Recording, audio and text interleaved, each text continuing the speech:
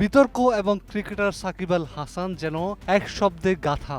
সন্ত্রাস বিরোধী আইনে নিষিদ্ধ হওয়া ছাত্রলীগের নেতাদের সঙ্গে কুশল বিনিময় করে ফের বিতর্কের জন্ম দিয়েছেন তিনি। আওয়ামী লীগ সরকারের পতনের পর থেকে স্বেচ্ছা নির্বাসনে থাকা সাকিব এখন যুক্তরাষ্ট্রে ঘাঁটি গেড়েছেন। সেখানেই নিষিদ্ধ সংগঠন ছাত্রলীগের যুক্তরাষ্ট্র শাখার নেতাকর্মীদের সঙ্গে আড্ডা দিতে দেখা গেছে সাকিব আল হাসানকে। বৃহস্পতিবার বাংলাদেশ সময় সকাল ৮টার কিছু সময় পর সামাজিক যোগাযোগ মাধ্যম ফেসবুকে বেশ কিছু ছবি পোস্ট করেন যুক্তরাষ্ট্র ছাত্রলীগের নেতা স্বপ্নিল খান। সেসব ছবিতে ছাত্রলীগ নেতাদের সঙ্গে একসঙ্গে টেবিলে বসে খাওয়া দাওয়া ও হাস্যোজ্জ্বল ভঙ্গিতে সময় কাটাতে দেখা যায় সাকিবকে। ছবিগুলো প্রথমে ফেসবুকে পোস্ট করেন যুক্তরাষ্ট্র প্রবাসী ছাত্রলীগের নেতা স্বপ্নিল খান। তিনি ক্যাপশনে লেখেন, আজ যুক্তরাষ্ট্র ছাত্রলীগের সাথে বিশ্বসেরা অলরাউন্ডার সাকিব ভাই।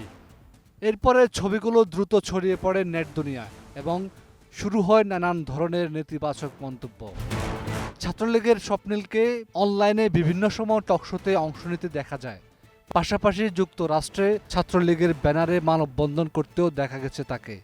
এছাড়াও তার আইডি থেকে অন্তর্বর্তীকালীন সরকার, বিএনপি ও জামাতকে নিয়ে নানান ধরনের গুজব ও ভুয়া ভিডিও শেয়ার করতে দেখা যায়।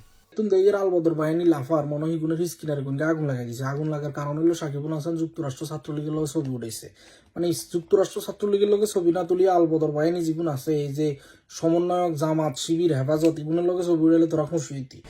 সাকিবের মতো একজন আন্তর্জাতিক তারকাকে নিয়ে এমন লাগাতার বিতর্কে অনেকেই হতাশা প্রকাশ করেছেন। এমনকি তার লজ্জা শরম নিয়েও প্রশ্ন করেছেন অনেকে। তবে এ নিয়ে সাকিবের পক্ষ থেকে এখনো কোনো বক্তব্য পাওয়া যায়নি। হাফিজুল্লাহ, ২১ টেলিভিশন।